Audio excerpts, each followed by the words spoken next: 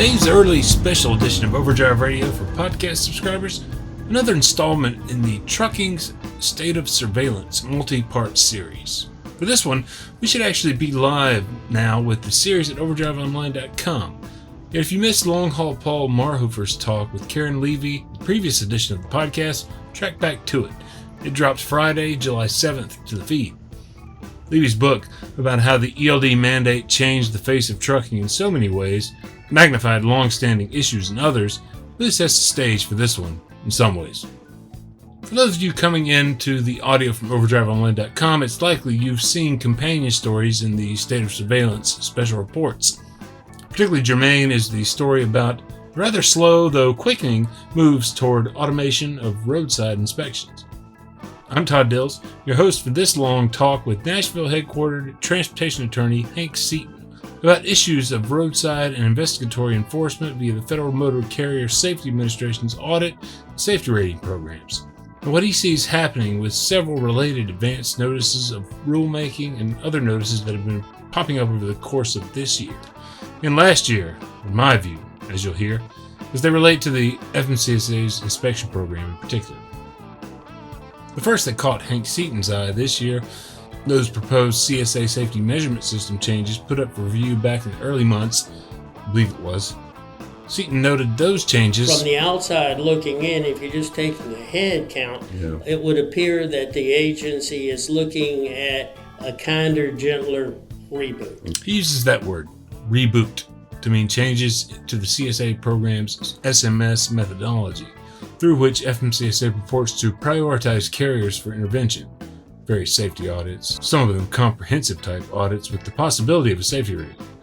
Yet, given the relative few ratings that have been issued in recent years, with majority adverse conditional or unsatisfactory ratings, and the basic unlikelihood of an audit for a truly safe and well-performing independent owner or small carrier. So that very system prejudices the public's view of a new entrant who really has no chance of getting a satisfactory safety rating under the current thing unless he is, first of all, in the bullseye of needing an audit. If a new entrant needs an audit, generally speaking, it's because someone in an FMCSA regional office or state partner saw an issue. More than one crash, maybe. Patterns of violations for equipment issues, drug testing, hours of service. A satisfactory rating is highly unlikely. Impossible under the current system without a fully comprehensive on-site audit, so Seaton and a coalition of carriers, shippers, and brokers and other supply chain entities have long argued for a simple red light, green light system for ratings. A biannual desktop audit akin to the new entrant audit conducted for every carrier in the nation to deliver a safe to use or not clear judgment from FMCSA. Carriers might better know where they stand. Shippers and brokers and everyone could more effectively fight off lawyers in search of nuclear verdicts. And the vagaries of the current system, the parallel safety scoring program in the SMS, could be made, well, certainly less vague in its application in some ways. I guess the best analogy is maybe to the cop on the block. Yeah. We know that what we expect of our police force is people who are enforcing the laws, but are not quick to shoot. Yeah. If they're going to be the ombudsman, they don't need to profile every newbie as somebody who shouldn't be in the industry. Yeah. And that's what we call prosecutorial abuse. Yeah. Right. And what I'm suggesting is that at that level, the agency's function should not be prosecutorial. It should be more to be sure that the traveling public understands the rules and is complying, and to separate out those who are negligent or wrong. Unfortunately, in Hank Seaton's view, that doesn't seem to be where the agency is headed with its aim to put forward an advanced rulemaking notice to revamp the safety ratings, Seaton said. The Level 8 automated electronic inspection program, agency partners have said, could, fully implemented, deliver 10 times the amount of data into the entire enforcement system. If that's true, while I do not have access to the minds of the bureaucrats. Yes, sir. It seems, and I don't want to be a naysayer. I understand that in the future, we have got to accept that there's going to be a whole lot of technology, and that big data is going to drive things. My concern is that trucking as we know it is going to have a major birthing pain trying to get some of this accomplished. I just don't see the pain being worth the gain, and I don't see it working for little guys. Hear much more of the details of Seaton's line of thinking to roll us through the end of our Trucking's State of Surveillance Special Reports here in the podcast. After this brief word from Overdrive Radio's sponsor. Love your diesel? We get it. Protect your investment and maximize performance with Howe's Diesel Defender. Increase towing capacity, torque, and power. With Howe's, you'll hear the smooth rumble of a clean and well-lubricated engine in no time. Oh yeah, and Howe's Diesel Defender will increase your fuel economy by 5% or more. Guaranteed. Howe's Diesel Defender. For every diesel. Find much more information about Defender at HOWES.com. Here's Seaton, leaning into where the pieces of the puzzle started for him, at least, with 2023's early CSA Safety Measurement System reboot, as he calls it. Okay, SMS methodology, the idea that you can use roadside inspections and crash data to profile carriers for safety fitness purposes is nothing new. It started with CSA 2010. We're now 13 years down the stream. A lot has happened over the past 13 years. The agency's made 800 changes in the methodology. It's tried to float the methodology as a safety fitness determination. As a result of the systemic flaws that were in the system, Congress directed that the program be submitted to the National Academy of Science for review, that USDOT review it, that the very use of it be taken down from the website until all that was accomplished. That legislation passed in 2015, which is now 7 years ago. The National Academies of Science report confirmed that the existing system didn't work. They said it would have to be modified with an entirely different system. And then the USDOT refused to approve it for the agency's use. In 2016, notwithstanding that, the agency tried to launch a safety fitness determination, which they quickly withdrew. So since 2016 till today, SMS methodology has been a system working in the background that has no approval as a rule. It has been unfortunately used by insurance companies to increase rates, and it's been unfortunately used by plaintiffs' bar to exacerbate judgments by saying that it shows deficiencies in carrier operation. As a result, misuse of SMS has been the linchpin of the problems with a red light, green light for carrier service. So a lot of shippers and insurance companies are looking at this data regardless of its content or relevance because they have nothing else to look to, and they feel as though plaintiffs' bar will create a nuclear judgment if they don't. Yeah, we can include brokers in that. Yes. Too. Yeah, particularly with respect to the broker industry. The broker industry has been begging for a red light, green light for years and trying to accomplish it by new legislation. Now, the position that the group of people that we represent is new legislation really isn't needed because the agency back in 2010, when they were sued by NASTC and other folks, entered a settlement that said that unless a carrier was placed out of service or was otherwise found to be unsatisfactory was fit to operate on the nation's roadway. Now, our argument has been and still is that the FMCSA is the cop on the block. If they say that the guy is fit to use, then it's over, and that is the green light for use. Right. And our argument is really pretty simple.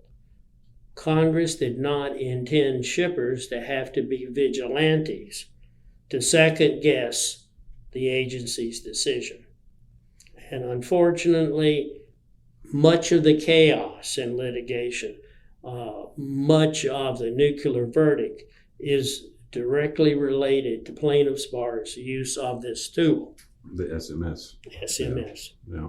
So that's basically the background that sets the stage for the fact that now, 13 years later, Yeah. and after 7 years of not making any changes, there is a reboot. And we call the term a reboot because the agency has continued to be under pressure to give safety ratings. And now, rather than come out with some objective standard, they're trying to go back to SMS and clean it up in some way to use data from roadside inspections and crash data to profile carriers. Now, as part of what we'll be talking about today on the reboot, it's not just that they want guidance to help them use the existing rules to give someone a safety rating. They're actually proposing that this new use of SMS methodology be baked somehow into the cake of assigning a safety rating. To be clear, the FMCSA is not there yet, but Hank Seaton believes signs point the way towards such an outcome for the agency. There are 4 things on the street that all infer that that is where they're going, and that's something I think we're going to cover today. Okay. Well, let's talk about the reboot a bit. You're involved with the coalition of carriers that filed commentary on it. I think what were some of the points that were that you guys made in that comment? Our readers will be somewhat familiar with some of the changes that were proposed back in February. We've reported on it pretty extensively. If anybody's been reading us, they'll be familiar with it. Yeah, the agency's proposal was in a guidance format, a request for comments, kind of a finger in the air to see how the wind was blowing with the carriers. And by and large, most of the comments that were filed were very welcoming. Yeah, there weren't many comments. No, there weren't many, but from the outside looking in, if you're just taking a head count, it would appear that the agency is looking at a kinder, gentler reboot. Okay. And I mean by that, you got to realize that when they first came out, they had, 7 or 8 different silos for measuring things, and the algorithm was very difficult and hard to understand, and things like failing to have a drug test as a random would get you in hot water quickly. So there were obvious glitches in the way that it was imposed. Well, when this one comes out, they take what used to be all of these different things and they combine a lot of them in a catch-all called unfit driving. Unsafe driving. Unsafe driving. Well, I mean, the very name of that suggests that, whatever's in there is evidence that you're unsafe, right. Which is probably a bit of a quantum leap. But in general, the kinds of things that they included in their weighting seemed to be a kinder, gentler weighting. But the question that we raised is, okay, agency, for what are you doing this? What is the purpose of this? This really isn't going to change the carrier score. But for you little guys, we're going to recognize that most of you are not even going to be rated. Yeah. We're not going to have enough as a result of these changes to say that you are statistically measurable. Yeah. So what then do they say to the vast majority of carriers who, under that schema, will not have enough data to be measured? Well, what we scored them on was, so your goal is to give everybody a safety rating.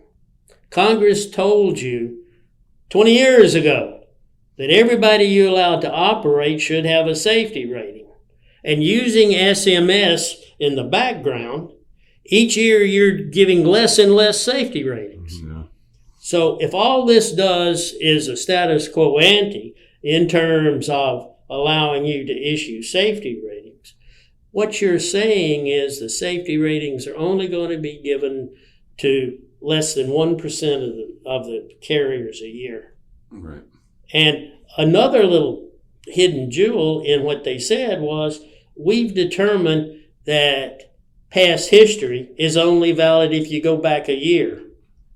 Okay? So when you look at the number of carriers who have safety ratings, there may be 60,000 carriers who have safety ratings. But the ones who have safety ratings issued in the past year is less than 10,000. Right. And there's 700,000 of them. So our question was, what's it all about here? Right. Why are we going into rearranging a system if the outcome is you're going to leave 99% of the carriers unrated? Most of the large carriers, or most of the carriers who've enjoyed a safety rating, inherited it. It could go back 20 years, and it could be satisfactory. It remains satisfactory. Why? Because they haven't been inspected and found to be less. Right. But if you go into it as a new carrier and you have an audit, they'll cut the audit short and won't issue you a new set. As it currently operates, a new carrier, since they don't consider the new carrier audit, will be shown to be unrated. Right. And if for some reason they come up on the radar, they'll start with a non-ratable audit. And if they find no basis for issuing a safety rating, they default back to unrated. If, on the other hand, you have a satisfactory safety rating, albeit 20 years old, and they come in and do an unrated audit and decide not to do a full review, you fall back to your set. Right. So that very system prejudices the public's view of a new entrant who really has no chance of getting a satisfactory safety rating under the current thing, unless he is, first of all, in the bullseye of needing an audit. Right, right.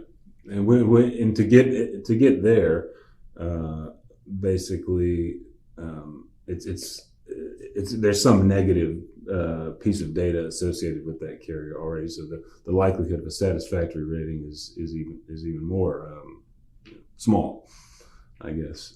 Yeah, and obviously a difficult problem, and I think we all want to be sympathetic with the fact that when you get 100,000 applications a year, right. you got yourself a problem.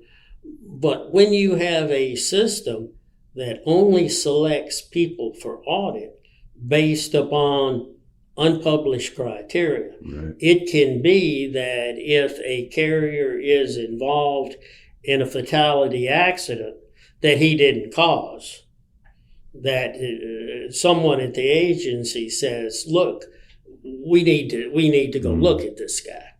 It could very well be that even on a regional basis, an agent makes a decision of who needs to be examined by an increase in HOS. Right. Since these decisions of to whom they go in and do a reboot audit is up to them. Hopefully they're making intelligence decisions, but it is totally discretionary. Yeah. And the fact that it's totally discretionary doesn't mean that it's a focused audit on the people who most need it. Well, I mean, that's kind of like the rationale that FMCSA continues to give for the SMS itself, is that it is a way to better prioritize carriers who have issues. It sounds like what you're telling me here, that you don't think that this reboot of the SMS, the changes that they're proposing here, is going to result necessarily in that goal, or achieve that goal. If you look at this particular request for comments, and you see that it's not going to change the ultimate score, right? Then you say, well, if it doesn't change the score and we don't move the score, how is it going to result in people getting more safety ratings? It doesn't change the nature of the score, is what you're saying. I guess. It will. I mean, the little tweaks do change carrier scores. They go up and down. Yeah, they go up and down. But the real issue with this standalone, and our comments were focused on, what's it all about? Yeah, right. You say that based upon what you've got, you're going to recalculate the data, but it's not going to change the score.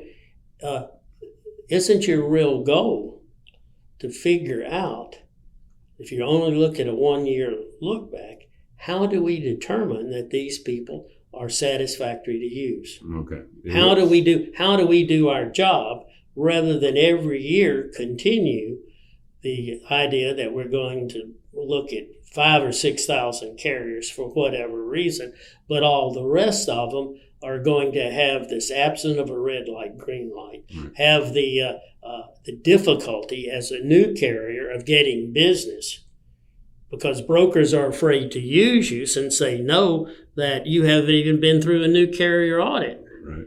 So our real issue there was, hey, look, we're not standing in the way of the changes you're making, but we are questioning what positive good is it going to accomplish, particularly if you go back to 1 year and are acknowledging that the system can't measure 98% of the people that are out there. Right.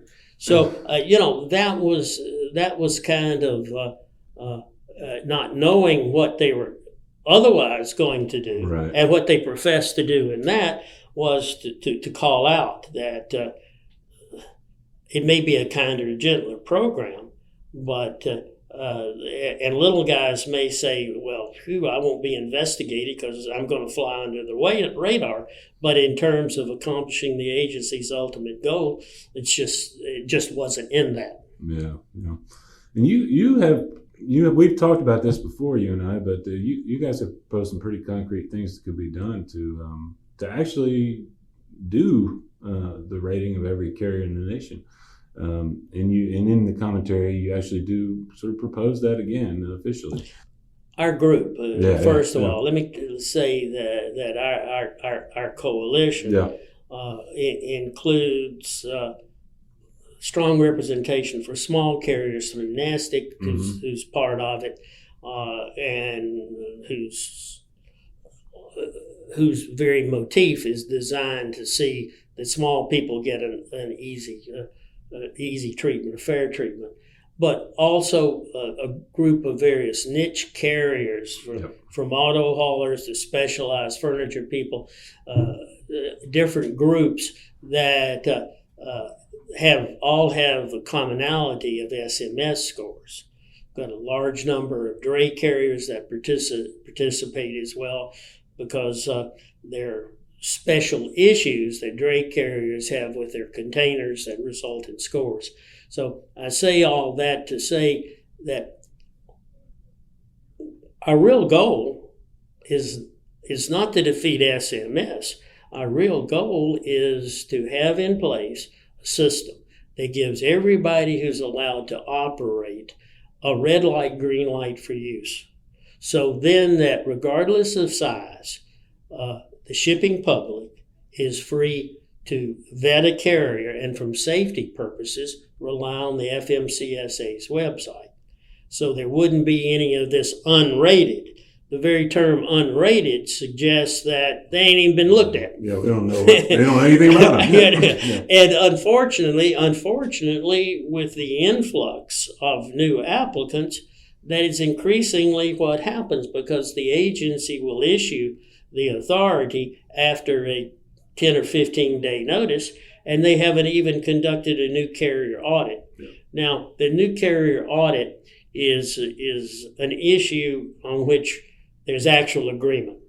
And it has been around now for 8 or 10 years. And it is an audit that's supposed to be conducted within the first 9 months of operations. And it's basically a desktop audit. Yeah. It relieves the pressure of having to send somebody out there to conduct the audit, but it goes through the safety regs and requires the applicant to prove that they have they've got the ELD, their driver qualification files are in place. So the test, last time it was priced, was $400 for the thing to be done by a skilled auditor, and it results in someone being able to say that this carrier has in place the mechanisms necessary to comply with the agency. Right. And that in and of itself is the equivalent of taking a driver's license test. Right. Okay, that would lead to a certification that you're licensed to operate, the same way a 16-year-old has to prove some proficiency.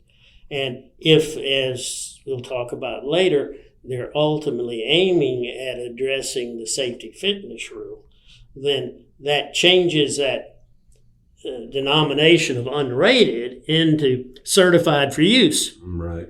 And that becomes the red light, green light. Right.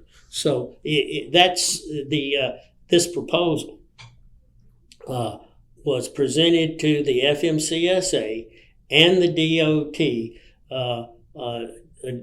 during the previous administration, when they asked for suggestions on how to modify the safety program.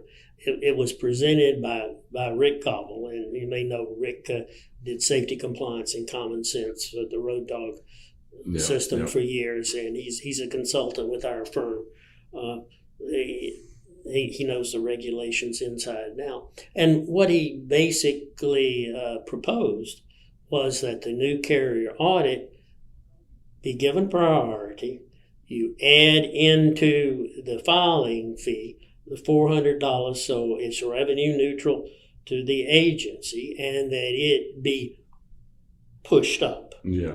So it happens before. Yeah, it happens. And you know, I've just got to insert here that there's so many ghost carriers getting authority out here that can't even get beyond having a post office box.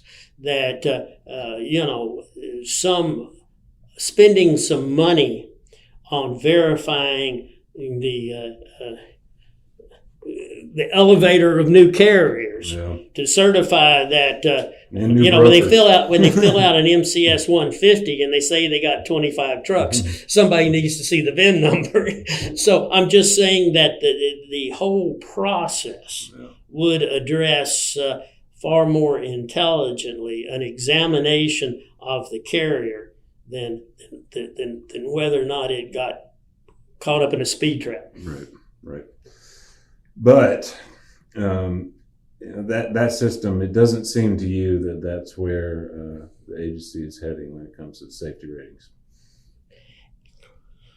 We have not seen anyone pick up on the idea.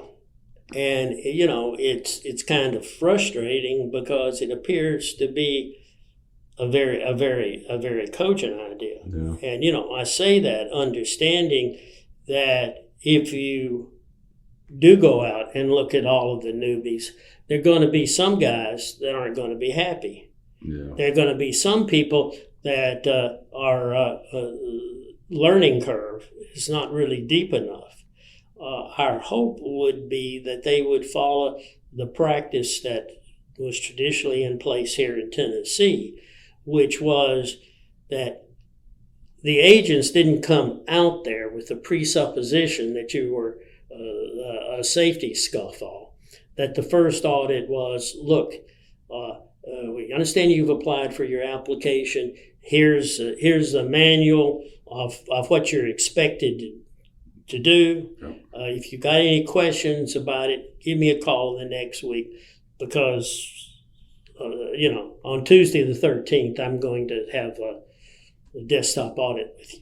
Right. So, I mean, the thing is, the agency's goal should be to facilitate the operation of a competitive motor carrier system that's open to everybody who can comply. Yeah. And just like my 16-year-old grandson took driver training and had a book he had to study before he took his driver's license, something very similar would be helpful. Now, fortunately, a large number of the new carriers that are coming into the industries are actually former owner-operators, Yep. and they're very high on the learning curve. Yeah. If somebody is 22 and his brother was a trucker and he wants to get into it, then we don't necessarily want to discourage his entrepreneurship, but we want to be sure that the system allows for him to get the kind of training he needs. Yeah. Yeah. So in that case, the auditors are they're not these new entrant auditors under this kind of a system would be almost like they would almost be like a training resource for people that are getting into the business. In addition to just doing the audit, they'd be there to help. I guess the best analogy is maybe to the cop on the block. Yeah. We know that what we expect of our police force is people who are enforcing the laws, but are not quick to shoot. Yeah. If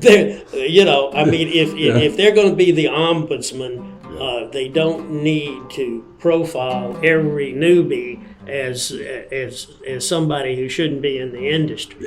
Yeah. And that's what we call prosecutorial abuse. Yeah. And what I'm suggesting is that at that level, the agency's function should not be prosecutorial.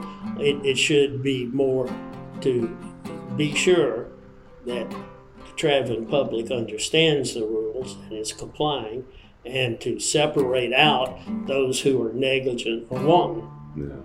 Or registering as a motor carrier for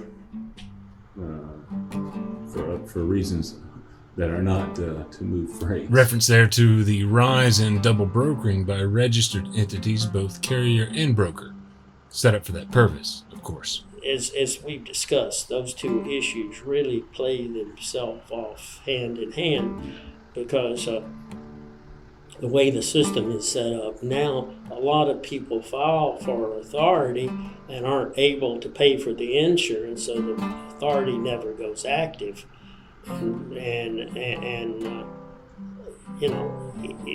By the same tone, there are a lot of guys who are non-asset-based carriers. They don't even have trucks, but you can't discern that from the data that's on the FMCSA website. Yeah, right. The second issue, which came down close on the heels of the reboot, is the Crash Preventability Determination Program. And I'll explain a little bit about that.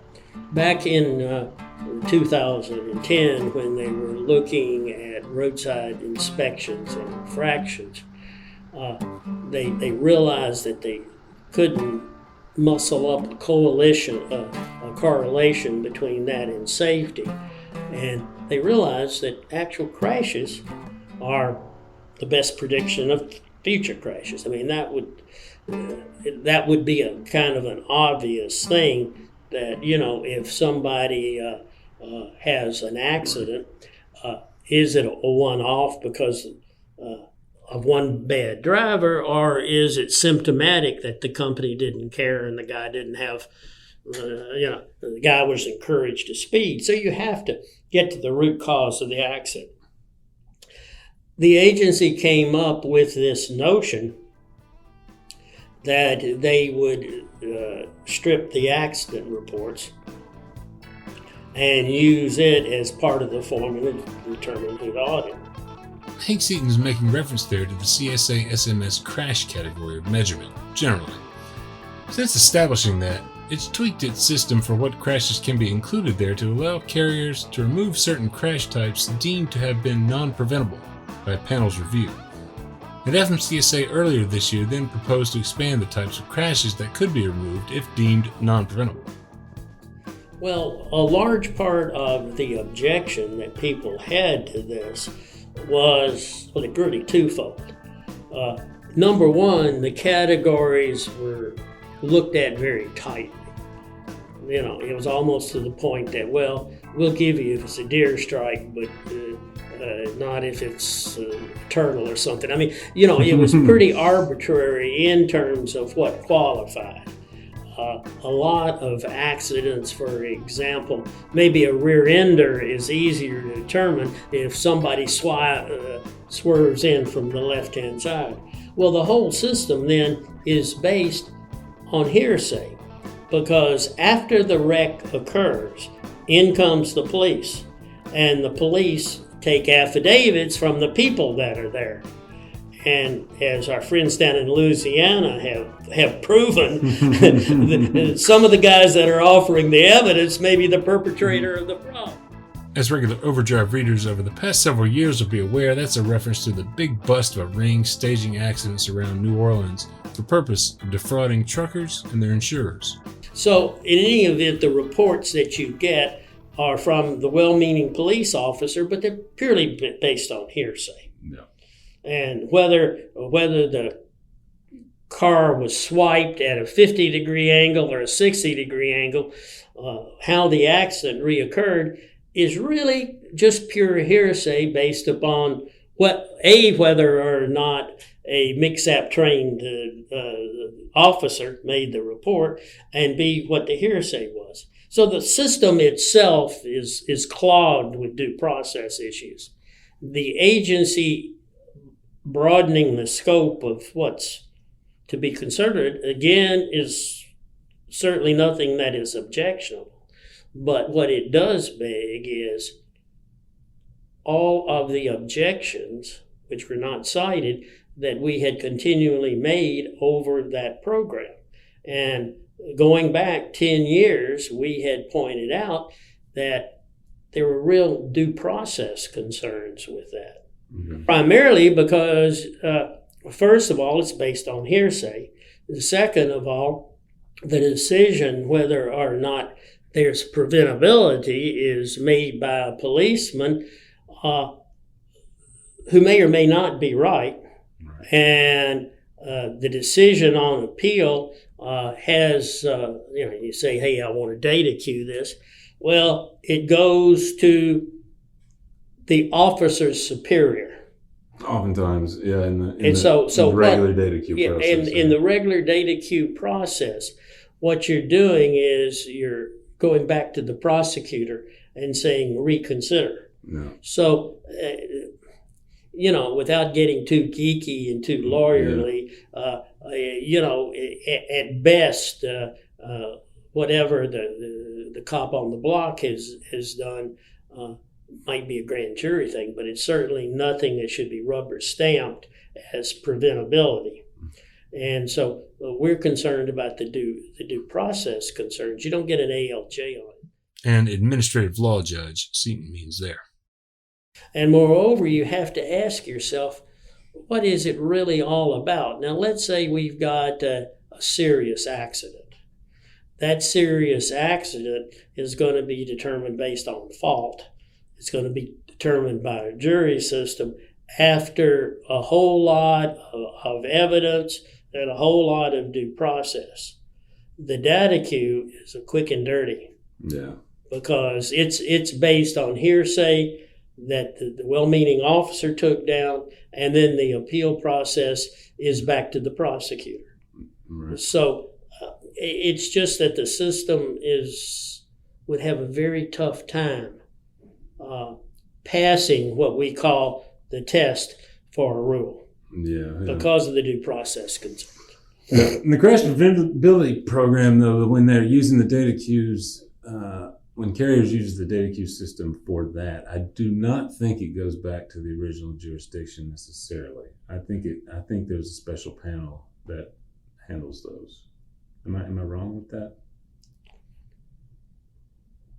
I think in the normal course of data queues, when you're challenging a violation or whether your crash should be on the record, it has traditionally gone back to the jurisdiction that issued the inspection. But I think the crash program is a little bit different. It may very well.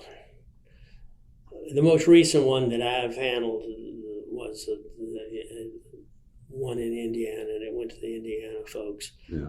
I'm not sure. That wasn't one in the preventability program, probably, right? Yeah, it may not. It may that not. Was just it may not have been. It's not our objection.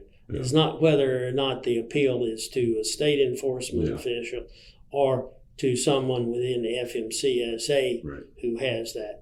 The distinction is really a little more well drawn than that. For example, if you are an imminent hazard because of a wreck, the appeal of that, you get an ALJ. And an ALJ is an administrative law judge who is within an agency and is independent of the prosecutorial chain. Yeah. And so what we would suggest is that in this regard, that in the chain of command, the proper thing for it, if it's going to have an effect, would probably be an ALJ. Yeah. But I've got to say that if you get a proposed UNSAT, your appeal is to the chief enforcement officer of the agency. So you're already caught up in a non-judicial appeals process that's going back to the prosecutor. Right. But the other thing that I would say is, and we've cited it in our filing, that the whole question of the validity of the data queue process and the other issues are well laid out before this. Part of what I doubt any of your listeners really want to read the filings that we... I do suspect Hank Seaton might well be wrong about that. Look for a couple of links in the show notes where you're listening to this Overdrive Radio episode. But what we're doing is to be sure that the problems with the issues that have been raised over the years are not lost sight of. And this is a new breed of cat, because it's not. It's really probably a step in the right direction. But when you ultimately get to what we're going to talk about is a new safety fitness rating, you need to look at what is the efficacy of the whole program. Right. And so we've got well-established, long-standing problems in the data queue system, in the SMS, and we're making these incremental steps to the agency trying to address some of the issues that are made. And one thing that stuck out to me in that comment that your groups filed on the crash preventability program was the notion of I think it's the level 8 inspection, the CSA inspection standard. That's an electronic inspection that the Volpe group works with in FMCSA is which is a technology development group and advisor. They are in Massachusetts, and they have been the agency's vendor of choice for all things technology. Yeah. the algorithms, which mystified us in 2010. Was a Volpe creation, and they are the data meisters that the agency relies upon. What came as kind of a shock to us that are trying to puzzle together where the agency is going is that soon after the two proposals we talked about, the kinder, gentler reboot and broadening the exemptions, we got the opinion, well, gee, what's it all about? Thanks for making it easier, but if ultimately it's not going to issue safety ratings and you admit that there's not sufficient data, what's it all about? Well, maybe our crystal ball got a little clearer with a notice that came out that the FMCSA was going to change its roadside inspection program, and that Volpe was working on a program. And we haven't seen. Overdrive readers who've tuned into our Trucking State of Surveillance series of special reports will no doubt recognize what Seaton's referencing there. And here I explained to him the reporting I'd done about moves towards standing up a test of the Level 8 automated electronic inspection. Essentially a driver inspection that can occur when the truck is simply rolling by a scale or mobile inspection point and communicating electronically with enforcement. The FMCSA's Volpe Center is not necessarily leading the effort toward making that a reality, yet supporting it with FMCSA itself in the lead and the Commercial Vehicle Safety Alliance in a big organizational role itself. After I'd shared what I'd found about the various moves made toward the Level 8 inspection standard, still rather slow going, with Seaton, and noted that his coalition had referenced Volpe's late May press release, which suggested Level 8 inspections had the potential to collect 10 times more inspection and violation data than is currently found, his first reaction to the sheer complexity of it all was this. Well, I guess the question is, that little bit of information may indicate there's not going to be any new safety fitness determination before my career is over. Because, to think how slowly we have come in the past 13 years, the idea of a rolling inspection and somehow being assured that good inspections were going to be kept is a sincere issue. The problems that we see obviously is 10 times the amount of data. If that is true, would take what they have said earlier about accountability under SMS and change it. So, when they say the reason for a kinder, gentler inspection system is most of you guys are not going to be measured, to now say, well, gee, we're feeding 10 times the data into it. 10 times the data is just kind of overwhelming to figure out how they would manage it. It's also kind of overwhelming to figure out how you record all that stuff with the truck breaking down the... Well, right now, CVSA, they write the requirements of all the different levels of inspections, right? Mm-hmm. So right now, the level 8 inspection, which is an electronic inspection, none have been done, but the standard exists, right? It looks like a level 3, which is a driver-only inspection, credentials, logs, etc., medical card. What does he do? Stick it out the window? Yeah. Well, the idea would be like, transmitted electronically with securely, cybersecurity is a big part of all this, a big part of all the talk around it, like how do you keep all this stuff secure as it's flying back and forth across. Of course, that's a question for all of society. But So is this supposed to be hands-free for the truck driver? Yeah. Right? Nobody's saying, "Hey, stick your driver's license out the window." No. This is hands-free for the drivers. Yes. But it's not. There's no equipment. There's no equipment data passing back and forth unless they change that standard, right? Like so that and then that's also been talked about. So the creep of this is the possibility of this creeping into the vehicle itself and brake sensors and other kind of sensor technologies that can be used to transmit operating status to the roadside is a possibility in the future, but that's not what they're looking at now. Well, yeah, but I mean, we already have this issue in California and elsewhere of not just driverless trucks, but all of the other kind of things. You basically have to retrofit every truck to have that kind of stuff. I guess I could see if you've got an ELD. Yes. Being able to download the ELD so that if some dude crosses a scale and you have correctly assessed who he's working for, exactly. Then, I mean, all of those kinds of issues are left to be resolved. Yeah, and there's been demonstrations of that very thing, like they call it.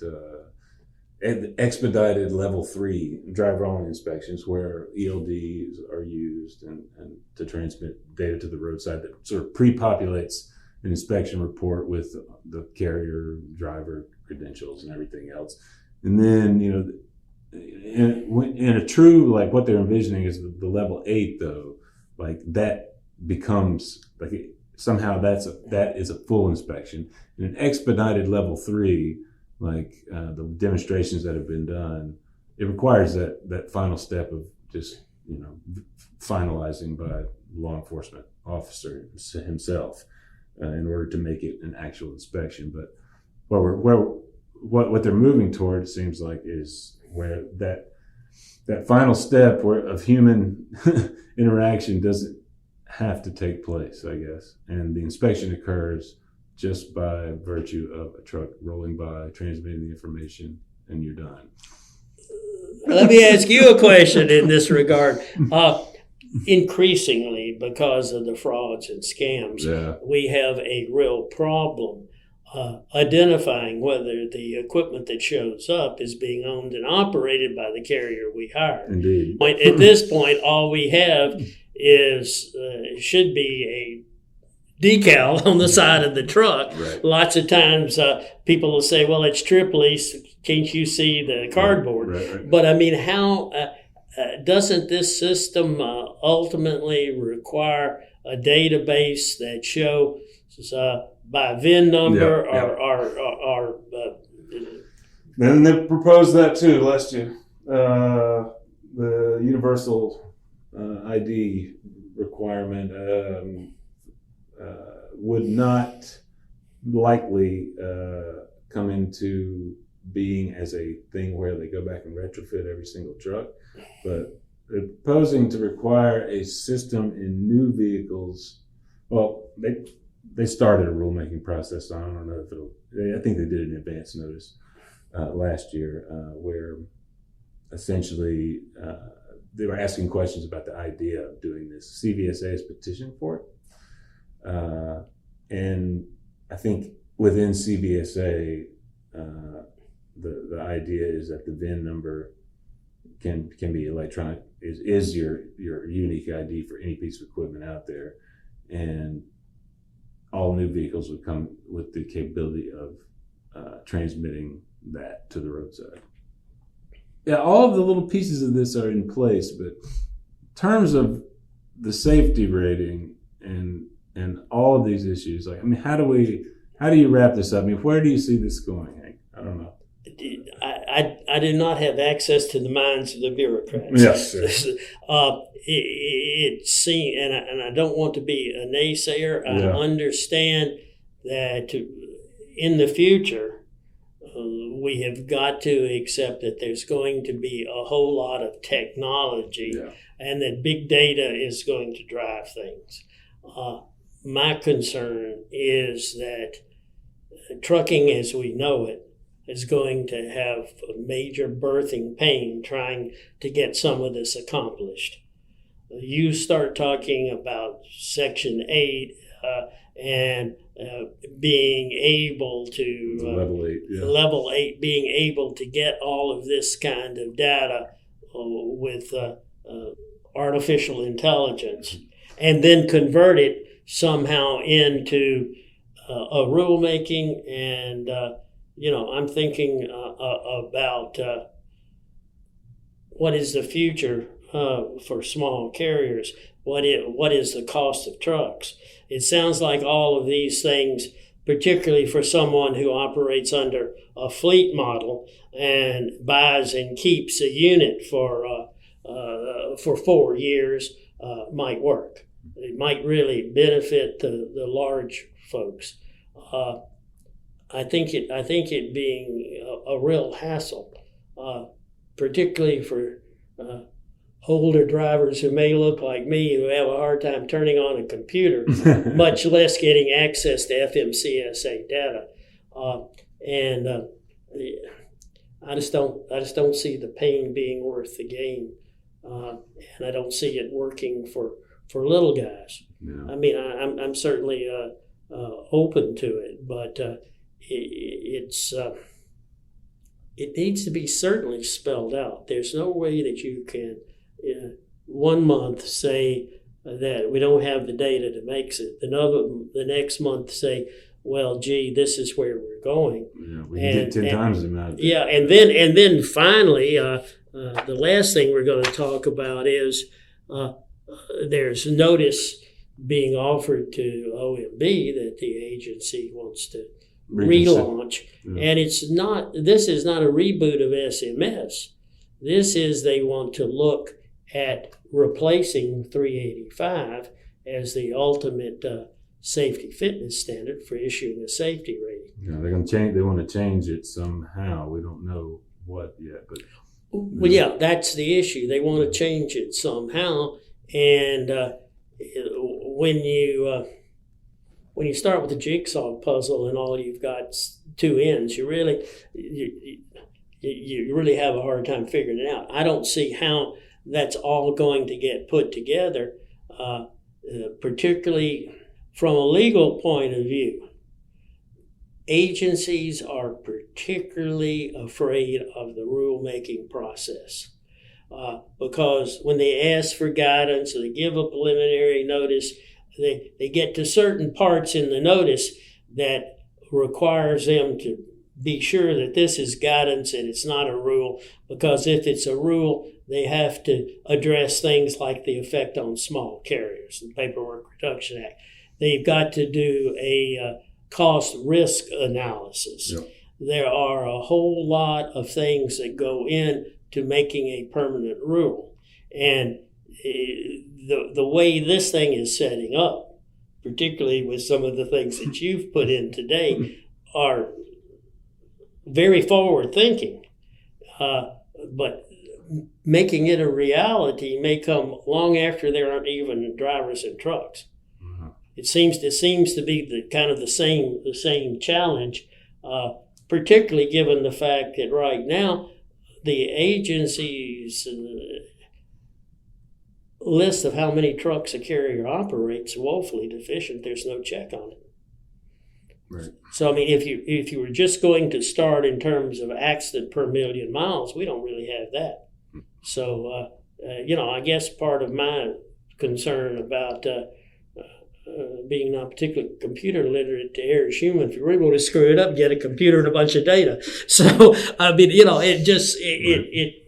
it sounds like these four issues indicate a reboot and a seriousness by the agency on getting down to what's its chore. And let's just keep an eye on the chore, which is to be able to give an objective, fair audit to however many carriers is brought to the agency. Right. And I'm not sure that drowning it in a whole lot of more data is more efficient than an actual every 2 years have somebody go through a new carrier audit on the phone with the guy.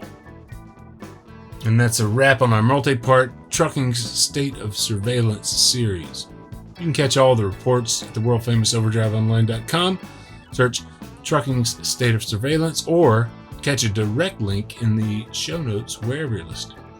Overdrive Radio is available via Google and Apple Podcasts, Spotify, TuneIn, SoundCloud, Overcast, and so many of the other podcasting services. Subscribe to access those episodes early, and if you haven't, leave Overdrive Radio a rating or review where you're listening. No doubt it helps other interested owners find the podcast.